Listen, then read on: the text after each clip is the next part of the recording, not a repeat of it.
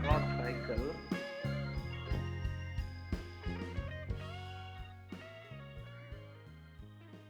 Carnot cycle. Okay, it is a carnot cycle. I am going to draw the indicator diagram.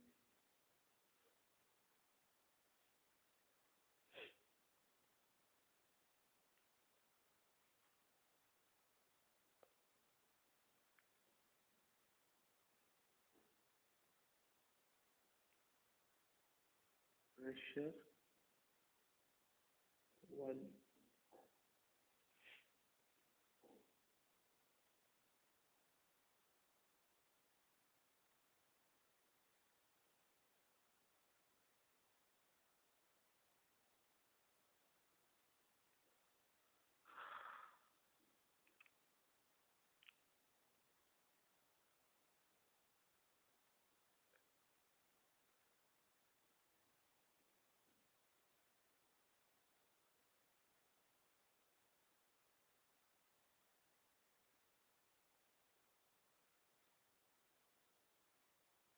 This is the point A where the pressure is P1 and volume is V1, and this is the isothermal at temperature T2 at higher temperature, and this is B, pressure P2 and V2, and this is C, P3, V3, and this is D, P4, V4. Okay, this is adiabatic. This is also adiabatic. This is isothermal. Okay. Okay, this is isothermal. This is adiabatic. This is also adiabatic, and this is point C. Now the 4 operations are carried out here. Those are, first one, that is called as isothermal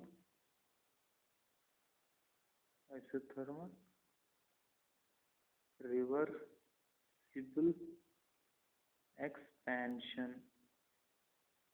and second one is adiabatic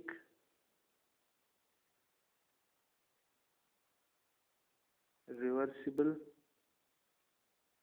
expansion, and third one is isothermal reversible compression, and fourth one is adiabatic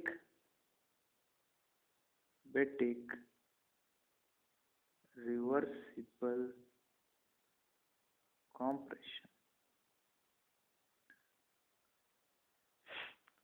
For a still more understanding purpose, what we have to do is, what I am doing here is, consider this as a piston and this as a cylinder. Okay.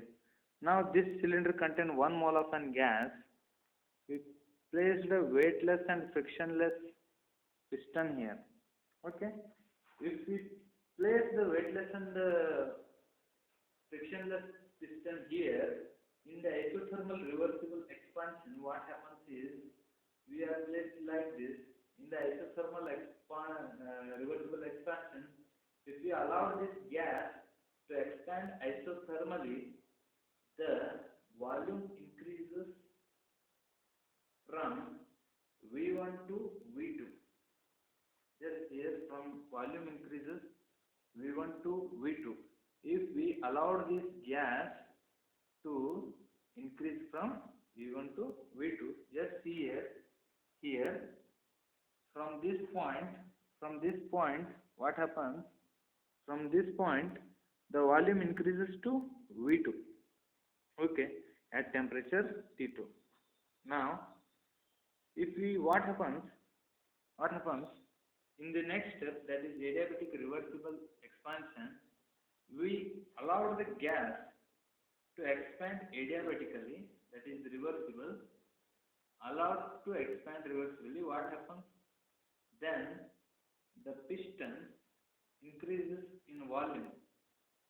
It increases to V2 to V3, and this path BC represents increase in the volume V2 to V3 and a decrease in the pressure. As the volume increases, automatically pressure decreases. That is shown here. That is only shown here. Pressure is decreased. Just here, it comes to the point C, and pressure gets decreases. And here, as the pressure increases, as the volume increases, not as pressure increases, as the volume increases, the pressure gets reduced. Okay. Now, third step here is the isothermal reversible compression. See here, if in the isothermal reversible compression, it is at the volume V3 it is. From V3, if we allow the gas, if we compress the gas, then what it happens is if we compress the gas, then isothermally it comes to the volume V4 here. Okay. If we allow the gas to compress, then it comes to V3 to V4 it comes. Then what happens? If you again, in fourth step, adiabatic reversible compression, if we compress the gas adiabatically, then what happens? The piston again the gas get again still more compressed, and the piston moves still more, and again it comes to the original state. This is what the Carnot, Sadi Carnot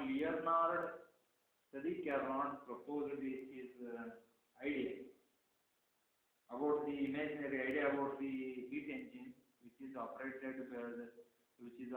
between the two temperatures. Okay. This is the what we have about the theoretical idea, and he is explained about the isothermal reversible expansion, adiabatic reversible expansion, isothermal reversible compression, and adiabatic reversible compression. And he is in this diagram, just here, from this to this represents the path AB, and this represents the path BC, and this represents the path CD, and this is DA. Okay. Here what happens, isothermal and adiabatic stages occurs, and gas is taken is ideal gas. Now the next step is deriving the equations for, first of all, what we have to do, the work done by the different phases. We have to get the relations for the work done by the different phases, that is different paths, for work done by the AB path, and work done by the BC path, and work done by the CD path, and work done by the AD path. We have to get, first of all, we get the equations, four equations. Those are the work done equations. Next, what we have to do is, we have to make the total of the work done. After making the total of the work done, what we have to do, the next step is, we have to calculate the total heat absorbed by the system. Then laterly, what we have to do, we have to divide the total work done and the heat absorbed by the second phase, that is Q2. Then we can get the efficiency, thermodynamical efficiency for this cycle. In the next video, you can see how we can derive the, in part 2, you can see the equations for the work done by the different phases, and the calculation in the next part. Okay.